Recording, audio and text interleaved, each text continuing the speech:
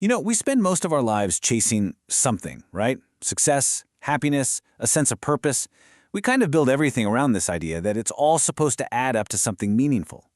So let's dive into a philosophy that asks a pretty radical question about that whole chase. What if the entire structure of meaning we count on is just, well, an invention? I know, it's an unsettling question, but it's the very heart of nihilism. It's like holding a mirror up to our existence and being forced to really look at what's staring back. So to really get our heads around this, we've got to start at the very beginning, with the core idea of nothingness itself. Okay, so the term nihilism is actually pretty straightforward. It comes right from the Latin word nihil, which literally means nothing.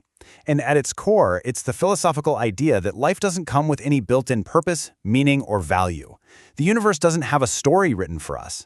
Any meaning we think is there is something we put there, not something that was there to begin with. But, and this is super important to get right, nihilism isn't just about being depressed or feeling hopeless. That's the big misconception.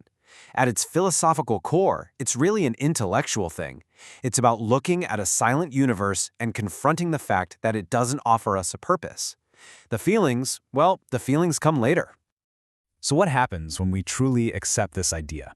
Once you take away that safety net of built-in meaning, you're left staring at something vast and empty and, yeah, potentially terrifying. You're confronting the void. You've probably heard of Friedrich Nietzsche, right? He's the one who famously said, "God is dead." But he wasn't throwing a party when he said it. Not at all. He was sounding an alarm. He totally understood that if you remove the ultimate source of meaning and morality, you leave all of humanity standing on a completely empty stage, with no script and no director. And that leaves us with this huge, almost overwhelming responsibility. Because without a pre-written script, we're suddenly cast in two roles at once. We're the actor on the stage, but we're also the playwright who has to come up with the lines. We're literally forced to invent our own purpose out of a deep, profound silence. The philosopher Albert Camus, he had a great word for this whole situation, the absurd. He saw it as this fundamental conflict. On one side, you have us, humanity, with this desperate, burning craving for answers and meaning. And on the other side, you have the universe, which just meets all of our questions with, well, cold, indifferent silence. That tension, that clash, that's the absurd. Okay, I know. This all sounds pretty bleak, doesn't it? But here, right here, is where the whole idea completely flips on its head.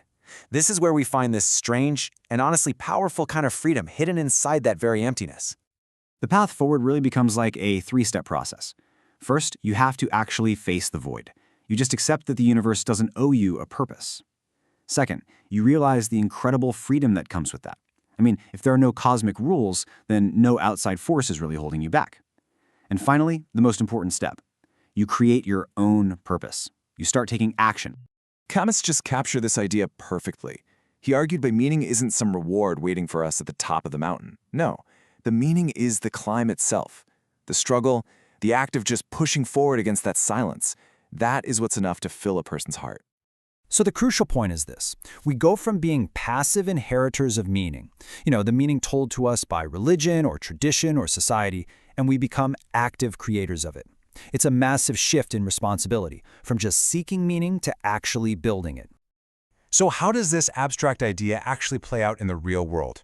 How do you really answer the void with your own life? It happens in the small things, really. Every time you create a piece of art or help a stranger without needing a reward, or you choose to love someone even knowing that everything is temporary, you are actively defying that void. Each one of those small, deliberate acts becomes this powerful statement against meaninglessness.